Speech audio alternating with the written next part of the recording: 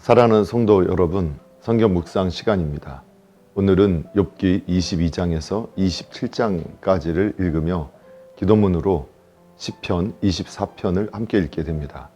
욥기의 내용을 살펴보면 22장은 엘리바스의 세 번째 변론, 23장은 엘리바스에 대한 욥의 세 번째 답변, 24장은 욥이 하나님께 항의하는 내용이, 25장은 빌닷의 세 번째 변론, 26장은 빌닷에 대한 욥의 세 번째 답변, 27장은 친구들에 대한 욥의 마지막 답변이 나옵니다.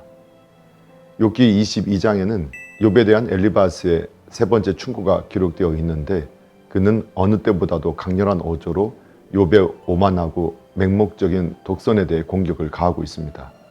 그래서 그는 욥의 선행이나 지혜로움이 하나님께는 아무 유익이 되지 않는다는 것을 먼저 입증한 다음 가상적인 욥의 범죄 행위를 열거하였습니다.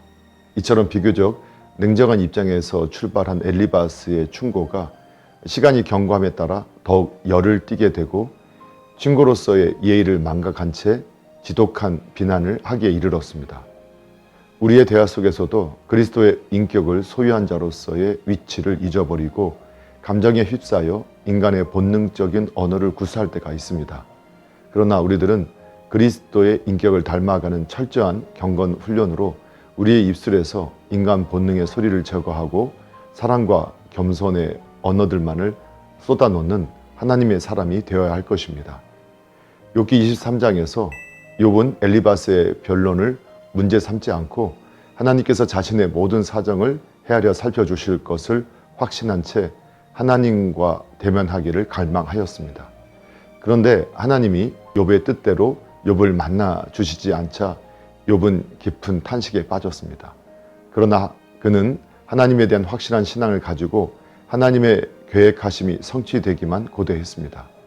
이처럼 욥이 진정으로 괴로워하는 것은 친구들의 무정한 비난이나 하나님의 무자비한 처사보다는 자기가 하나님에게서 멀어졌다는 두려운 사실과 거기서 생길 필연적인 결과 때문이었습니다.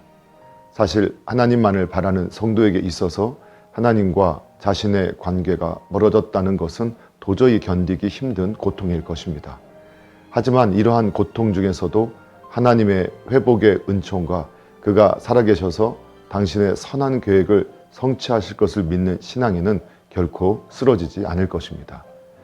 욥기 24장은 23장으로부터 계속 이어지는 엘리바스의 변론에 대한 욥의 세 번째 답변입니다.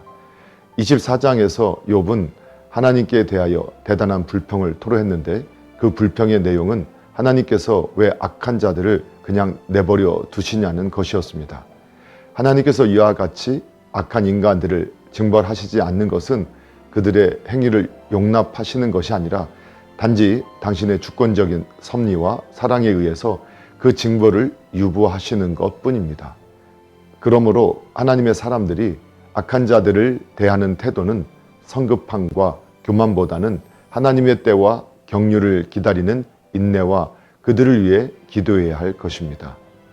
욥기 25장에서 빌닷은 욥의 견해를 반박하지는 않았지만 인간이 감히 거스를 수 없는 하나님의 주권과 인간의 미천함을 강조함으로써 욥이 하나님과 논쟁할 수 있다고 생각한 점이 외람된 것이라고 주장하였습니다.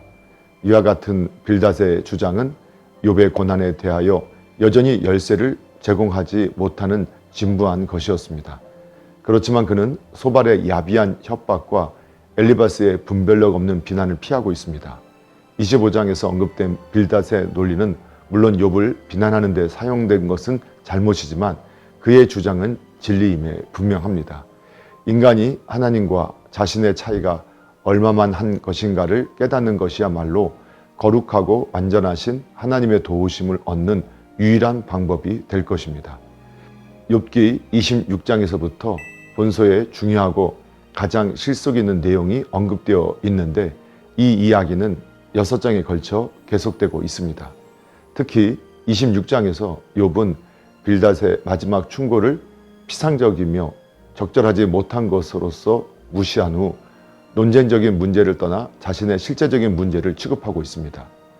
무엇보다도 26장이 두드러지는 이유는 욥이 고백한 하나님의 권능과 예언 때문입니다. 이처럼 욥은 자신이 현재 당하고 있는 고난의 열쇠가 바로 하나님의 능력에 있음을 깨닫고 그 능력을 찬양하였던 것입니다. 사실 우리가 당하고 있는 고난이 어떤 것이라고 하더라도 그것이 하나님의 능력의 손에 이끌림 받고 있으며 당신의 선하신 계획의 일부분임을 확신할 때 모든 문제가 해결될 것입니다. 하나님은 우리의 삶의 주인으로서 우리를 최선의 길로 인도해 가십니다.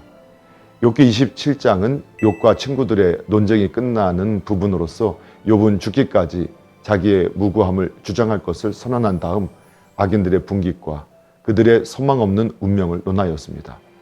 27장 7절에서 23절에 대해서는 악인에 대한 견해가 비록 소발이라는 이름을 소개하지는 않았지만 소발의 세 번째 연설이라고 생각하기도 하며 또한 소발의 말에 대한 욥의 풍자적 논의를 기술한 것이라고 생각하기도 합니다.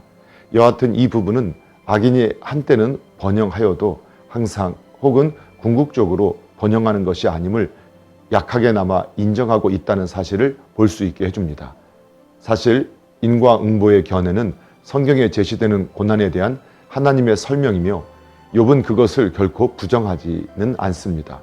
이처럼 욥은 자신의 순결에 대해 확신할 수 있었기 때문에 악인과 그들의 운명에 단호한 태도를 보일 수가 있었던 것입니다.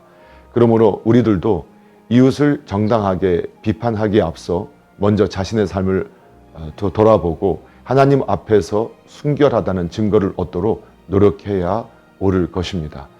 사랑하는 성도 여러분, 오늘도 말씀을 읽고 듣고 묵상하는 가운데 하나님의 마음과 뜻을 깨달아 알고 예수님과 동행하며 예수님을 생각하고 예수님을 닮아가는 복된 믿음의 삶 되기를 예수님의 이름으로 축복합니다.